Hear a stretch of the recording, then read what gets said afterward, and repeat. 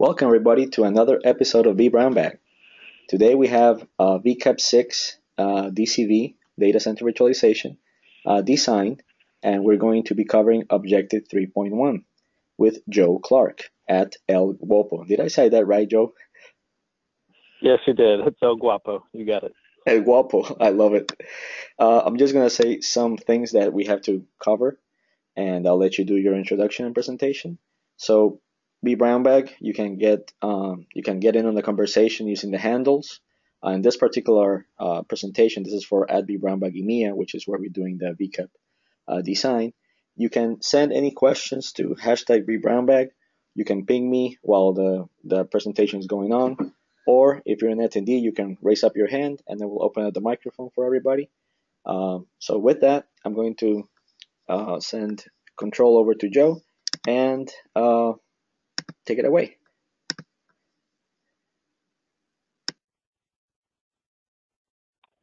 All right, very good. Thanks, Ariel. Just want to make sure you're seeing my screen okay here. It's looking perfect. All right, fantastic. Okay, thanks, Ariel. Yeah, wanted to quickly go over the agenda for today. I only got about 30 slides or so not a lot. This is kind of a shorter section in the 3V0622, so there's only a couple bullet points, but there's actually a lot to unpack inside of those bullet points. So I just want to make sure we go through that. So the quick agenda is I just wanted to introduce myself. I want to sort of talk about the objectives, like where you can find information about them, do a quick conceptual, logical, physical, design criteria refresher, and then actually take a look at the exam topics and, sort of how those break down. So again, I'm Joe Clarke. I'm out of Cleveland, Ohio, and I'm a principal architect at VCAP6. I have a VCDX DTM, recently a VCIX-DCV, and I'm candidating for the VCDX6. You can follow me on Twitter at El Guapo, and my blog is elguapo.com. And again, just really appreciative to be here and be able to give back. All right, so out of introduction into the objectives. So if you guys Google the test name, right, 3V0622, one of the first things that you're going to come across is the MyLearn page, which basically has the breakdown of all the exam topics, right? So we've got section 1, 2, and 3, and today we're covering section objective 3.1, talking about transitioning from a logical design to a physical design. So as you can see, there's a bunch of other objectives beneath this one, 3.2, and so on and so forth, which actually drill into the various capabilities of the physical design attributes. So today we're going to be talking about 3.1. And so it's important because, again, this is just a small section, and there's not a ton of technical things in the section we're talking about today, right? What we are actually looking at is what we've got highlighted on the screen here, right? And this is just pasted straight from that web page. We're looking at being able to analyze design decisions, determine impact, and basically look at roles and figure out in an organization what matters to who. And there's a couple links to some resources that are down there that are pretty important for making sure. And those are kind of disclaimers is what I've sort of found, that VMware will basically say, hey, those are pretty much the manuals for pretty much everything. The conceptual, logical, physical is actually a theoretical document, which I didn't get a ton of value out of. I found more value out of the host management and administration guide, but that's sort of where we are with that. All right, I wanted to point out quickly as well that if you were on a couple weeks ago with Paul Craddock, he did a great job of talking about section 2.1, analyzing requirements for functional and non-functional elements, right? Building non-functional requirements into a specific logical design. This is sort of the precursor to what we're talking about in section 3.1. So if you guys want to revisit that, it's a great one to look at right before jumping into this one. So again, the three things that we're going to be looking at: analyze design decisions and options selected from the logical design. So basically, that's examining the choices that we've made logically and understanding the impact, right? Determining the impact of risks, constraints, and assumptions. In other words, how do we operate within whatever the problem statement is that the customer's given us? Whether that's a constraint, how do we properly identify risks? And then third, how do we sort of communicate or understand what's important to different roles within an organization? So I wanted to start again with the conceptual, logical, physical refresher. And this is a drawing from VCDX133.com, one of Remi's posts, which is absolutely fantastic. I like the way he sort of broke it down. Usually you end up seeing this pyramid just being conceptual at the top, logical in the middle, and physical at the bottom. And those top four sections there sort of illustrate the conceptual. So what is really conceptual, right? It's basically, if you were going to try to explain to someone, what are you doing? What's the purpose behind this? What would you say you do here? Why are we even doing this? Is this a good idea? Is this a bad idea? These are all sort of things that should be answered under conceptual, right? So understanding big picture, I like to think of this like an executive, right? Like, so either a stakeholder or a C-level that's basically saying, you know, I really don't care about the nuts and bolts. What I want to understand is the return to the business, why we're doing what we're doing. Is it a good idea? Is it a bad idea? And just sort of looking for that executive summary, right? So conceptual goals, conceptual business goals and customer requirements drive down into logical design decisions, right? And obviously, the more technical in nature they get, the further in this pyramid you end up getting. Stretching down into the logical design decision, right, is where we basically have to use logic and apply logical decisions to the problem statements, their requirements, observing constraints and assumptions at the same time to make sure that we are constructing a solution, right, that is going to make logical sense for the customer and is in alignment with the business goals at the end of the day, right? So using logic. And then sort of when we get to the engineering side of things, right, we need to have a talk about the cabling infrastructure, Cat 5 or Cat 6, the more the better, right? That's definitely an engineering focused question, right? One that's sort of, you know, dorky and, you know, memey, but it's true. The physical design decisions are ones that engineers care about typically and want to see connected with the logical, right? So, you know, cabling choices and port diagrams, IP addresses, things like that, often, and server brands, right? Those often end up falling into the physical design decisions bucket. So what we're going to end up looking at for the most of this, Joe, I love the way you're putting in, you know, those little memes and stuff. Perfect, man. This is great. Yeah, no problem. I love memes, so they're sprinkled throughout, guys. So you got to pay attention if you wanna catch them all, I guess. So yeah, but my favorite one is this one though, because I mean honestly, like I've seen executives sit across from the table in a couple meetings and looking pretty much exactly like this, like why do I even care?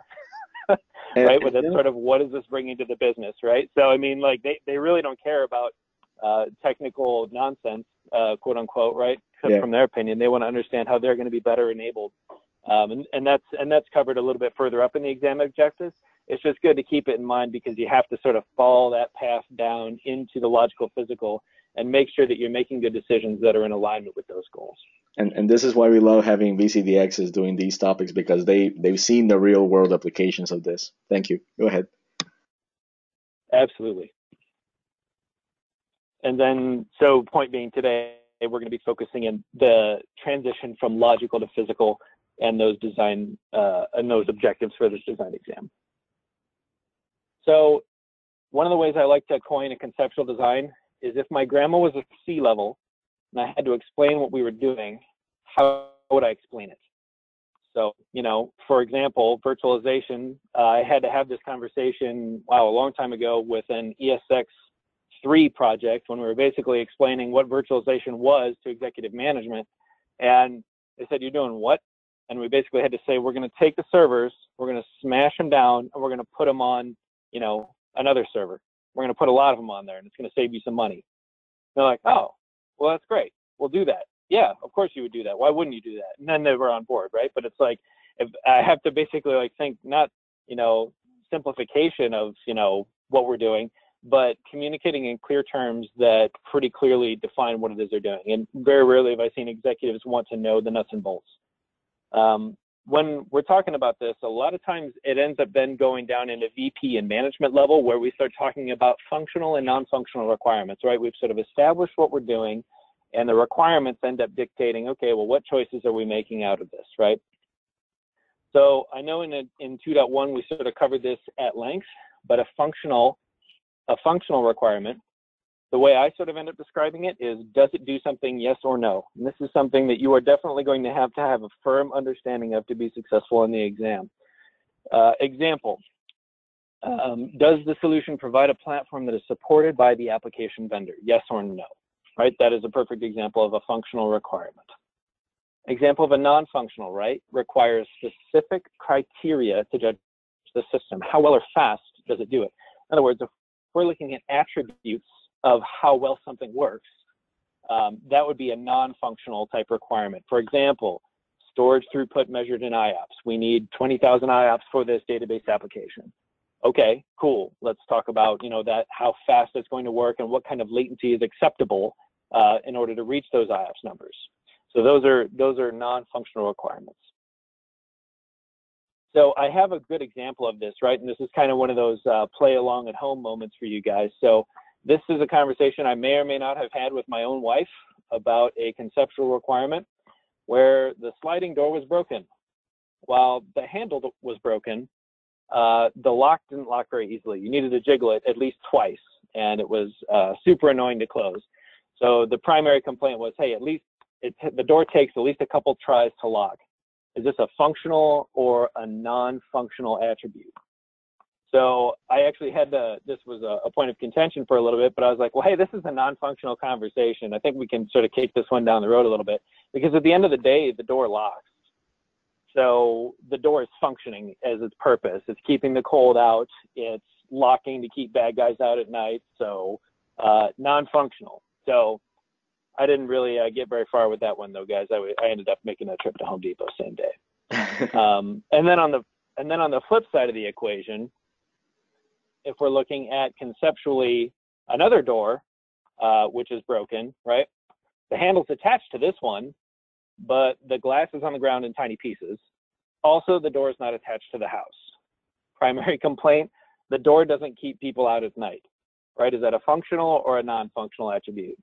Well, that's primarily functional, right? Because this is not an attribute of how well it's actually working. This is a go, no go, succeeds or fails type requirement. So it's important to keep this that thought process in mind as you go through the exam. I also wanted to throw out an example conceptual design diagram just so that we had a good idea of what we're looking at from what a design diagram might look like at each of these different phases, right? So this diagram is speaking very, very conceptually in nature, right? And I've grayed out these names here to protect the innocent and all that. But it looks like we've got some business critical applications that exist primarily in one site and are run out of a DR site during times of failure. And there's sort of an active, hot, standby, partial active thing going on. But this is just basically to say a conceptual design diagram should answer the questions, where are my services? From a service perspective, where do those exist? And how are these guys going to fail over? How are these guys going to work? When you're actually going between data centers, if there's some sort of a failover, conceptually, what pieces are involved? Very, very generic, right? Storage application is for file only. Those are some of the things that are picked up there. So if we step down into the logical diagram, I like to say this frequently out loud whenever we're talking about this, that you should be able to create a logical design entirely from the VMware stencils, meaning there's no Dell, HP, EMC, there's none of those logos anywhere featured in these decks. And part of that is simply because VMware's a software company, right? They run on so many different types of hardware that we should be able to say, hey, as a part of a logical design, we need to be able to pick the pieces out and sort of identify what we need logically before we break down into the physical, hey, we need this server, we need these cables, we need all these other things. So a logical design, right, answers what are the pieces of software in play and how are they connected? Without naming any vendors, what are the pieces of hardware in play? And we've got pictures of those off to the side. How much resources required in terms of processor, memory, storage, throughput, and capacity? Simply answering the question, it's more attributed to the workload than it is to actually the platform itself. You know, hey, logically, is there, you know, APIs that need to talk to each other? What are, you know, how is this thing going to be connected? And what are the pieces in play, right? And if it's a business process, logically, we need to name the procedure and the stops without naming, you know, Jerry in accounting or so-and-so in purchasing, right? Like it's naming the process, abstracted out from the people and saying, logically, the workflow goes like this. So I've got another picture of an example logical design diagram where basically we've got a distributed virtual switch. We've got 4 uplinks on it. We've got a blade enclosure and a couple network modules inside that blade enclosure. We've got a fabric interconnect and some uplinks from fabric interconnect out to an FC storage network and to a core switching Ethernet network. So this is just logically showing, hey, this is about how we would configure a host to be uplinked to the network, right? This is not a, here's your switch ports on the switch and what we're plugged into. This is basically just saying, hey, how's it going to be connected, right? So we've got 4 cables, right? This would answer that question. Well, how many cables are going from the enclosure to the fabric? Well, for this design, we've answered that question, right? It's logical, and that's going to be based on the amount of throughput that we estimate is going to be required from the enclosure to the fabric interconnect. Why 1, 2, 3, or 4? Well, that should be answered as a part of the logical design decisions that you've made, and you know what the requirements are, how much bandwidth is needed, so on and so forth. So then if we step down into the physical design, that's going to name your OEM components, hookups, and specifics. So I just listed some of the typical physical design attributes, things that are oftentimes included with the physical design. Real world experience for me has shown that it's not all that often that we actually are afforded the time in a design exercise to actually name all of these out, including like port maps and IP addresses and everything like that. Sometimes, depending on the level of effort for the design exercise, we simply do conceptual, logical, and like physical light, or we might do a cabling diagram or something like that. But it takes a lot of time to break down and document all the physical design attributes. But the important ones, right, are, hey, what kind of boxes are we buying? What kind of storage are we using? You know, what are the makes and models? Those are things that are all important and a big part of it. And an example of a physical design diagram is one like this, and it's not perfect, but it's basically demonstrating that, hey, this is the actual make and model of a RAID card. This is the model of the network card. This is the model of the server. These are the proc counts. This is the memory. These are, you know, what's actually connected. This is the version of software that's installed on it. And it's very, very specific and detailed, even down to saying, you know, what ports are we uplinking to from our fabric, right? So a physical design diagram, looking at that, should be very detailed in nature. Oftentimes they are, you know, a layout of a rack, perhaps, and literally cables, you know, physical cables wiring from A to B, where they plug in, where they integrate with. Okay. So do we have any questions out there at this point in time before we transition into the objectives? Trying to stay up on Twitter while we're out there as well. Yeah, no, we don't have any questions. I'm loving your presentation, by the way, and the examples and the fact that you brought in, you know, this is a logical diagram, this is a physical diagram. I'm just, you know, monitoring the attendees. If any of them wants to put out a question, you can raise up your hand, but otherwise it looks fine. Awesome, cool. So objective number 1, right? Analyze design decisions and options selected from the logical design. So, you know, when I was taking this test, I literally ended up just thumbing through every single objective, looking it up, Googling it, and making sure I had a good understanding of at least what it was talking about. Because I've done this before when it was the VCAP5, right? So, you know, not a super amount has changed from 5 with the design principles and everything in the way that VMware has done it. But this one actually kind of threw me a little bit. I was like, okay, analyze design decisions and options selected from the logical design. So basically what I got out of that was, well, what are some of the things that we might talk about, right? Well, cluster sizes and resource requirements is one, you know, integration of this talks to this, you know, questions like why multiple clusters, why or why not use a distributed service And I wanted to put this quote up here from Steve Jobs, right? That deciding what not to do is as important as deciding what to do. And I thought that was really important, because I feel like one of the things that gets left out a lot of times in design conversations is the fact that something should be kept as simple as possible throughout the process of, a design exercise. Because if you build a super complex, massively difficult to operate system, it's going to be really, really difficult, 6 months, a year, 2 years, when you go to either upgrade or pieces of it break and you're trying to understand why you did what you did. So I try to adhere to the keep it simple, stupid, and that's, some people don't like saying that, so I just put the Steve Jobs quote up, but then I just said it. So, oh well. Some people don't like that, but hey, I've been in plenty of DR exercises that are live and in the fire, where people have said, you know what, I'm really glad that we just did it, a simple way that we knew would function, and we are happy with the output of the design as a result of that. So analyzing, the design decisions as they trickle down from logical to physical, I had to just sort of come up with these, right? And anybody that's done the VCDX knows the ampers, right, which is that the breakdown. So the A in ampers, right, which is what I call it. Some people call it ramps. I think Paul called it ramps. I end up calling it ampers because it's what I, drilled into my own head over the years. So that's fine. The A stands for availability, right? So for example, how does my server OEM choice impact availability? Is there credibility with one OEM over another one? Is there something that is going to impact the availability of my services and my platform that I'm choosing, right? So that might be an example of logical to physical. Why would I buy brand X over brand Y, right? Manageability, something like how does my network switches, the choice of that, how does that affect manageability? That should say manageability there at the end.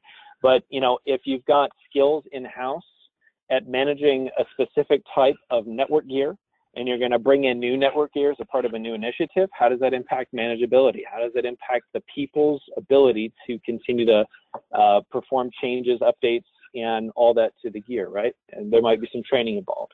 How easy is it to keep that gear running and operate it post-installation, gear or solution, right? Performance, right? Something very specific in this example I thought of was, hey, like how does my processor clock speed impact performance? Everyone, it seems like over the years has always wanted to talk about, virtual CPUs to physical cores and there being some sort of magic number. There just isn't. And the fact that processor clock speed often ends up getting overlooked is a part of that, right? If you read lots of Mark Ashetuk's, I think that's how you pronounce his last name, performance blogs, he'll go into a lot of these things at length, with, NUMA and all that. And a lot of those things are covered in subsequent objectives as you step down through the list, right? But this is basically saying, hey, as we're transitioning, we need to keep in mind how this affects the primary attributes of design. Recoverability, right? Hey, how does my secondary storage vendor impact my time to recovery? That might be something. So in other words, if you just have, a little consumer grade storage array that you're using as secondary storage and you want to restore from that, well, what happens if you had to restore everything? What then? How long is that going to take? Can you do that inside of your RTO? Those are serious questions that you need to be able to answer as a part of it. How do my physical choices and impact, the overall design? And that goes back to, what would you say you do here? And people being mad about something either met or not met as a part of a project. Because if you define it well up front, it's going to be a lot easier down the road when you're trying to decide between, well, is 7.2K or is flash required from a disk perspective? It really depends on the requirements that were dictated up front. Security, right? So maybe how does reusing old gear that cannot be updated from an out-of-band management perspective bring risk to the project? That might be something that is a concern to someone. And then the last one that I put in, because I really feel like, Ampers is one, but, the almighty cost is a massive driver for decisions. And that is a huge one that I've seen throughout, my experience in designing and architecting solutions for customers. So I just wanted to make sure that I threw that one in there. Why is one option more expensive than another? People want to know this, right? I mean, if I'm licensing it a particular way, or I just need more and better gear, more resource, those are all fantastic things to keep in mind. Okay. One of the VCDX tips that I have is sort of fuzz the design, right? And this is if you're going for this test, chances are you might be going for your VCDX. So if that's the case, I would encourage you to do that very much so. It's been a massively awesome impact in my life. But what I wanted to tell you is fuzzing the design is where you go on the offensive, and that's where my own definition of it is go on the offensive like you didn't design it. Like you're trying to like poke holes in it and say, well, why didn't you do this? You know, well, what if cost change? Well, what are some of the alternatives? Why didn't you do this? You know, and sort of go on the offensive like you're actually defending it yourself. And that's actually proved to be, you know, really useful to try to just pull yourself away from it, go take a coffee break, print it out, and then go at it with, you know, a red Sharpie type thing. So I wanted to point out as a part of this too, that there are some great resources out there. If any of you guys have not heard of the VMware Validated Designs, there are some fantastic examples of what I call break it down and sum it up. And this is basically where if you're going to make a logical design decision that transitions down to a physical, this is where you're basically asking a question like, for example, this design decision is, hey, are we going to leverage a standard switch or a distributed switch? Right, and this is more of a logical design decision, but the same applies for physical as well. So this is where we're looking at the decision and saying, okay, how does this manage the design quality? Is it a positive impact? Is it a negative impact? Or is it no impact? Right, so for this example, a virtual switch, both standard and distributed, they're both available. They both provide, you know, no impact on quality in terms of availability. Right, so understanding this and basically going through each of these and saying, well, you know what, we didn't think about this. This is sort of a formulaic way that you can actually go through and say, you know what, we want to make sure that we are documenting not only the decision, but the qualities around them. And these are great because these sort of show people at the end, hey, you know, it's not like we just said, well, we're doing this and this is why. This is the best practice, right? And we'll talk about that later, right? Like there's no such thing as a best practice, right? Really, in my opinion, it's just people that have done it and found things that work a little bit better than others. So, so that last one was the break it down. This one is sort of the sum it up, right? Which is where basically they've got another great example, right, of a design decision, right? And why you did what you did. And what I wanted to point out on this slide was the design justification. And this is super handy when you're actually going through breaking down those logical design decisions into physical, because it allows you to sort of give a one-sentence defense of your decision, right? Why did you end up doing this? You know, well, maybe we got pinned into a corner by a certain set of constraints, and this was the only available method that would actually work. There you go. That's your justification, right? Maybe we were pinned into the corner by cost and we had to reuse gear that only supported software at certain levels. Fine, that's fine. That's your justification, you know, but it's understanding, well, why did you do this anyway, right? And that sort of one sentence summary, it does a really good job of saying, hey, this is a good reason of why you did what you did. So that's what I got for objective 1. So I'm just going to keep barreling through. Ariel, go ahead and stop me if there's any questions at any point in time. And I'll just let everybody get a chance to read that, because that was the first thing I did when I saw this image, which was risk management. You really need to do some. When I was reading the bullet point that says determine the impact of VMware best practices to identified risks, constraints, and assumptions, basically what it was is, so you're going to come into obstacles of constraints and risks, and you're going to have to make some assumptions moving forward. So being able to say what's going to happen looking forward is extremely important, being able to identify that, right? So understanding the impact of those risks is super important. And again, I don't really like the term best practice, and I understand why it's sort of a no-no in a VCDX defense. Because it's almost always based on previous experience that has either been successful or unsuccessful. And it's one thing to have, you know, the author of software tell you, hey, it's a best practice to do this because of the way the code was written. That's one thing. But the way that VMware works is, you know, there's, you know, so many different ways that you can set up an infrastructure that it's like, okay, well, it's not like you say, well, it's a best practice to do it this way because it's documented as a best practice. You have to understand why it is someone arrived at that conclusion. Now, you don't have to get down to the coding level and understand exactly why, you know, VMware's coded things a certain way or another, but you do have to understand what the design impacts are of the way you implement a software solution. So you have to be able to explain the characteristics, right, of something you deem a best practice and why that is. For example, If you think it's the best practice for a server to have multiple network interfaces, that's kind of a no-brainer, right? It's because if you lose one of them, it's going to go down. Well, what if you only had one top of rack switch? What if that was all that was available in the budget? Is it still a best practice? Well, sure, yeah, it's a best practice to possibly have two different switches to connect to, right? Well, that's not possible. Well, then you can say that, right? But it's going to be depending on what you're looking at from a design, a design scenario.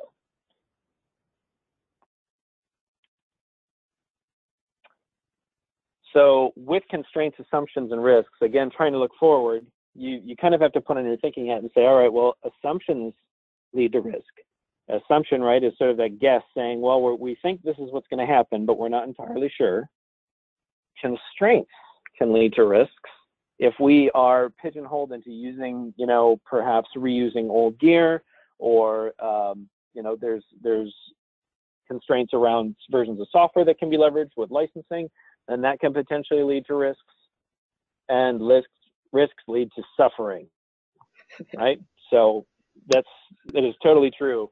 And I've seen this again and again where more often than not on large design engagements, I end up feeling like a referee where I'm just like a professional risk flagger, where you basically end up saying, no, don't do that because look down the road and this is where it's going to end up leading you, right? If you think your thought through to conclusion and you don't plan for the future, this risk will come back and bite you. And those are some of the things that we end up having to look at. So asking yourself, what is the potential impact of the risk in the future is insanely important. And I've got an example of that, sort of in an example question that I just sort of came up with, right? So in an example of a multi-data center environment, if you've got forecasted bandwidth for storage replication that will bring the data center interconnect link to 95% utilization up from 15. So if you've forecasted that you're going to go from 15% utilization to 95% utilization, that is a risk. But what does that mean, right? That because it says, well, we're using it, go on. Well, what now? So that's fine, right? Well, not necessarily. Not if you can't meet your business objective of having an RPO that an executive wanted you to meet. Not if that saturation of a DCI is going to result in diminished performance for non-storage replication traffic, even with QoS in place. There could, if that RPO needs to be needed no matter what, right? Met, not needed, then there may be additional costs that are needed for either increasing the bandwidth or sort of adjusting the executive expectations.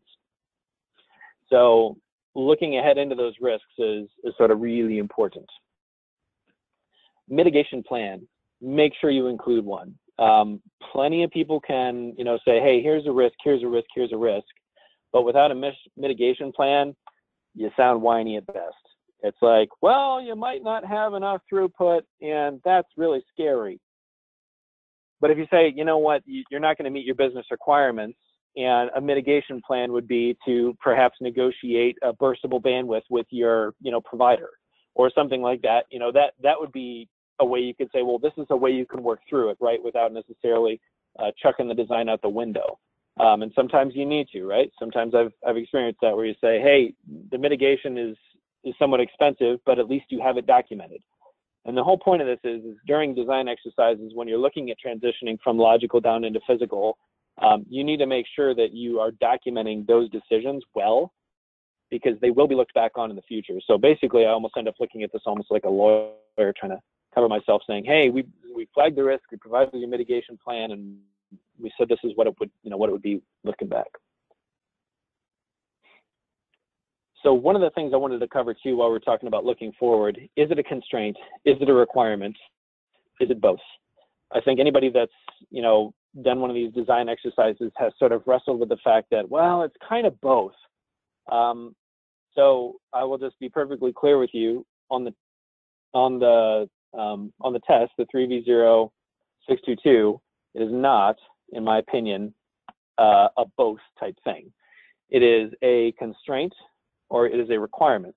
And a constraint being a limitation or a restriction, and a requirement means it must do something, or it must be a measurement of a function's success, right? An assumption is a little bit easier to carry out, right? So I've got sort of a quick example, right, of constraint versus requirement. The customer demands that all server-based network integration must interoperate with Cisco switches. Requirement or constraint? I'll give you a minute to think. I would hum the Jeopardy theme song, but I don't think I'm going to do that. I think that the word demands is very clear. Well, close. We'll talk about that actually at the next slide. My argument is that it is a requirement because it is based on integration. So all server-based networks, in other words, the NICs, must interoperate with the existing Cisco switches. To me, that's a requirement, not a constraint, because it's actually saying, hey, it must do something.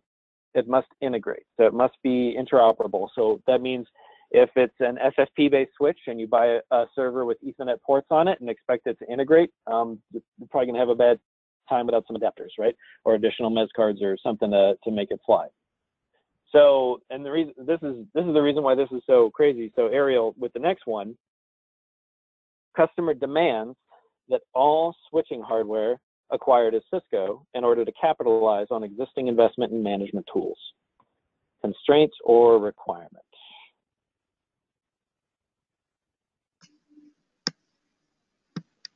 And to me, I would argue constraint. I would argue constraint simply because it's not saying, hey, what is this doing? It's saying, well, it has to be this badge because without this badge on this particular piece of hardware, it's not going to work with something else we already have. Yeah, it's so not something. Basically, them looking to capitalize on investment. Right. Go ahead, man. Now, I actually love it because, you know, I was the guy saying demand basically says requirement, but here you put an example that where it's a constraint. Love it. We do have a question though on a past slide. Okay. And Robert Klusterviz says, would you give a score to risks? It might be hard to describe in full all possible impacts and mitigation of risk. Some will be way more important than to the design and customer than others, right? Oh yeah, that's absolutely on point. When you're talking about risks and which ones are weighted the heaviest, more often than not, when I'm going through the design process, I'll end up sort of saving a special tier of risk for what I would call those go-no-go risks, and talk about those right out of the gate. And simply because if there's a chance that a customer is going to go forward with a project and there are so many cost or other constraints that could, impede the success of the project, I'll talk about those right away, right? And so with, let me scroll back actually, when we're looking at design decisions, right, like in the VVDs, there's these design decision IDs, right, where they're basically like 3-digit ones, right? Well, I make a 2-digit category for this where basically I say, these are sort of your primary go, no go, massive importance risks. And if they do exist, those are the ones that we bring up immediately, right? The ones that are less, we end up waiting a little bit less and just talk about them in different, sections of the design. But yeah, you're absolutely correct that different risk has different impact for a project. So that's true, right? And the bandwidth example actually did happen to me. I had a customer that had a link that was nowhere near, I think it was a 100 meg link, and they were trying to replicate, a working set of like 16 terabytes of data. And I was like, guys, this isn't going to work, right? It's 250 milliseconds of latency on the link. This is not going to work. And so that was one of those like go, no go launches where we're like, this is a massive risk to the project, guys. Now it's sure the NIC placement in the server, yada, yada. Okay. Yeah, that's a risk too. But like, this is a risk that's going to derail your entire project, right? So you're absolutely right. There is sort of this tiered, way that you can address those risks and say, hey, these ones are maybe more important than other ones, right? So awesome, thank you. And yep, you got it. Right, so that last one that we looked at, right, we looked at it as a constraint. And the last one, customer demands that all storage used only flash disks. Do we think that's a requirement or do we think that's a constraint? It's hard because they don't put like a performance reason. There's nothing to measure. They're just saying I want this, right? So I can see how it's difficult to define it. Yeah, and it really is. I mean, and to me, and you'll be thinking through your head when you're taking the exam, what of these is it? And I argue that it's a constraint simply because, again, it's not a go, no go. It's simply a customer making a demand that something be a certain way. And if that's the case, you know, if it's something like, hey, we demand this because we feel safer, then that's sort of at least a justification that says, okay, but now you've constrained yourself to using only flash disks, which means your cost per gigabyte in storage is going to go up. So if you're only using flash and you don't have a lot of high performing workload that all needs to be on flash, then that's a constraint. So this is really important to keep in mind, right? When you're evaluating risk and being able to determine the difference between these sort of as you're looking forward into the design and saying, all right, that's, even though this is sort of a physical / logical design decision, you have to be able to look forward with that. Yeah, and what I like about this one is, in an exam, you have to make a decision. If it's a real world scenario, you might ask them why, and that maybe you can get more information as to why they want it. But in an exam, you have to pick. Right. Yep, exactly. All right. And, from a time check perspective, we're doing all right. We got another 15 minutes, and we're on the last objective. The Rock says, know your role, right? And when we're looking in a business, inside a business, this is exactly it. There's different roles and there's different levels of folks inside of the organization. And we have to understand that different people have different focus into different aspects of the design. So the objective reads, based on business requirements, determine the appropriate roles for each staff member. And I kind of didn't like the way it was worded, so I'm not trying to pick apart the exam authors or anything like that, but it's kind of an ambiguous way to say we ended up rewording, you know, this sort of reading between the lines, understand the different roles and what they care about. And then sort of backing up to the top of the slide, real world, an IT org is going to decide itself who's doing what in regard to operations. In the real world, you will need to make recommendations. It's not like you're going to be like, hey, you know, Gary, the storage guy, is going to do this. No one's going to listen to you if you're just going to come into an organization as a consultant and say, this is what's going to happen. Or even if you're in-house working full-time, no one's going to say, you know, hey, we're going to throw in this NSX thing, and, you know, Jerry, the network guy, he's going to manage all of it, right? So, I mean, it's the way it ends up working is that the organization itself is going to decide. You just need to understand the different roles as a part of that and make applicable recommendations for who should own a technology stack inside of an organization. So that was what I got from, you know, determine the appropriate roles for each staff member. And I wanted to talk quickly about, you know, what the different levels typically end up focusing on. And the C level, right, a lot of times it's company execution. The CFO, it's the bottom line, how well the company is doing financially. The CIO, perhaps it's the level of service to the business. CISO, securing assets, brand reputation, and so on and so forth, down to legal counsel, not getting sued, right? And I mean, the whole point of it is that different people have different vantage points on requirements. So a VMware engineer might say, hey, I want to make sure that I can patch a host without any downtime for my guest operating systems. So that's a requirement that's very much focused on the VMware engineer providing availability and reliability up the chain, right? Meanwhile, the CEO is like, well, what is that? I don't care. Do I have to take a window? That's all I care about, right? I care about execution. And the CIO cares about the same thing. Hey, that's, you know, if we have to take a maintenance window, that's decreasing our level of service to the business. So understanding the different roles and what they typically end up focusing on is pretty important. So I've got another sort of set of, I guess, test example questions that I just made myself. And so this one reads, we are expanding our online retail platform to meet the anticipated demand during our peak season. It must not go down during the holiday season and must be able to transact business with the same speed and experience we usually provide, no matter the load. And this is the CEO, right? So what are some of the things that we can pull out of this that we can say, all right, well, what does this guy really care about when we're looking at expanding this? What I pulled out of this was he wanted availability and performance, right? He wants it to be operating with the same speed and experience from a performance standpoint, and from an availability standpoint, he wants it to be functional, especially during the holiday. So some of the qualifying questions I might ask on this what is the maximum downtime permissible for the solution, right? So you say it must not go down. Is that 2 seconds? Is that 5 seconds? Well, no, 2 seconds is fine. All right, well, what about 10 minutes? What about 15 minutes? What about an hour, right? I mean, so it's getting a definition, a hard definition of, well, what's your real goal here? Because there's going to be a cost with that goal. Some of the KPIs that you end up looking at, right? And the KPI is a key performance indicator. That's going to be saying what really matters. What kind of a metric can we tie back to this requirement so that we can do some sort of a, analytical based reporting on how well we are actually achieving this. So for this example, it might be uptime in nines monitored with an operations management tool. From performance, we might be looking at, transactions per second, and if there's some sort of a QA engineer web checkout workflow to double check and make sure that orders are processing at an acceptable rate.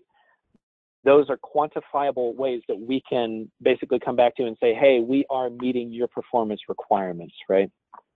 So understanding that is important, right? So in this example, the CEO was caring about availability and performance. And I have a question. Stepping forward, say we have. Hold on. Yeah, go ahead. And again, Robert Klusterhoes says, and I'm sorry if I'm butchering your last name. Many companies do not have all these roles, or they don't even understand all these roles. I might be hesitant emphasis the name of these roles specifically with a customer, but it may be more valuable to summarize the skill set activities of the role. So he's saying, what if you run into a company that's not a huge company, or where the roles are not as well defined? How do you treat people that way? Because, and especially in your example, when the CEO says no matter the load, I would think of quantifying that, right? So what do you think of all these comments? Correct. Yeah. So I mean that's a good point, right? Not every organization has these roles, and they're not always well defined. It doesn't always break down like a test question, right? But the sad truth is here is we're trying to pass a test, and and VMware's focus for the test, right, is an organization that typically has a lot of these roles well established. So you still have to understand, even if those roles don't exist in a company, if they do exist, what they're going to be looking at. And then you're going to have to be able to read into, some kind of a scenario and say, hey, based on this scenario, this is what this guy cares about. So knowing these roles is just sort of an example slide, right? This is just something I put together to say, hey, these are some of the roles that you can see, right? The important thing for the test is understanding that you can pull out of someone's sort of problem statement, what do they care about, right? What it is they are trying to focus on from perspective. So because everyone's going to have a different impact of, they're going to have different cares, right? Someone's just going to be I've seen VMware admins gravitate towards security, right? And saying like, oh, it's got to be secure. It's got to be secure, just because that was the nature of the business that they were in, right? So like everything was focused on security, right? So that's them just simply saying, hey, we place more value on the security bucket than anything else, right? If you've ever been involved in a government or military project where you had to work with a DISA-STIG, you understand that it's like the DISA-STIG is law, and it is met or not met. And if you do not meet it, you are not having a conversation further. So so it really just depends on the customer's environment. Like you said, not everybody has these roles broken down into neat little buckets, but being able to pull out of them what they really care about is super important. And that's sort of what I'm trying to hit at with this. So regardless of whether or not the roles are collapsed or well-defined, all these things on the right are things that people typically care about. But for the test, we're just trying to make sure we pull out what they care about. Awesome. Thank you. Yep, no problem. So in another example I concocted here, we've got an infrastructure manager for the same ACME retail chain. And he says, we are under tremendous pressure from the CFO to keep costs to a minimum while expanding our infrastructure footprint by several rows worth. Also, it seems like nobody understands that we need to protect all the additional data that this is going to generate. So what did we get from that? So scanning back through it again, right, I see costs. Right, he's under pressure to keep costs down, so that is one thing that he definitely cares about, and recoverability, that he cares. The statement, nobody understands we need to protect all the additional data that this is going to generate, that he's worried about basically ensuring that he can protect the workload while keeping it a low cost. And sound like a familiar thing, right? Sounds like pretty much everybody these days. So, recoverability, his job is on the line if he loses production data as an infrastructure manager. So he cares about that. So what are the recovery requirements? And his KPIs might be the RPO and the RTO, right? How fast can you actually perform a test restore, right? And then cost, right? What is the budget allotted is a question I might ask. How can we stay within that budget? And if we can't without risk of, loss of data, then we take and we push back, right? And a KPI, a key performance indicator for that one might be total cost of ownership. So with 5 minutes left, infrastructure for ants, it needs to be at least 3 times bigger. I put that in there because this is like a lot of conversations I end up having with C-levels, because they don't really always comprehend, why it needs to be at least 3 times bigger. In the movie Zoolander, right? He throws this on the floor and everyone's like, he's absolutely right. It needs to be at least that, right? In reality, it was like completely and totally way undersized, right?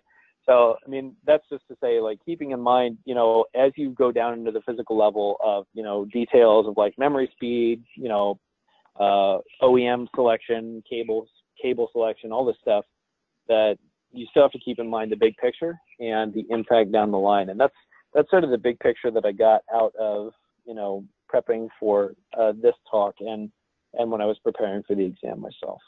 I'm gonna open the microphone for Robert, and you should have your microphone under your control, Robert, if you want to do any further questions. But I have to agree with you. The memes have been great in this presentation, and I don't know if you want to do any other questions. Yeah, I could listen to another hour of Joe doing impressions from movies. So I'm relatively new to this to watching this series. What strikes me, and I've had this in the last few episodes as well, is I'm trying to get 2 things out of this. One is obviously, pass the exam, right, in the simplest terms. The other one is I'm generally interested in listening to like the experienced people like Joe,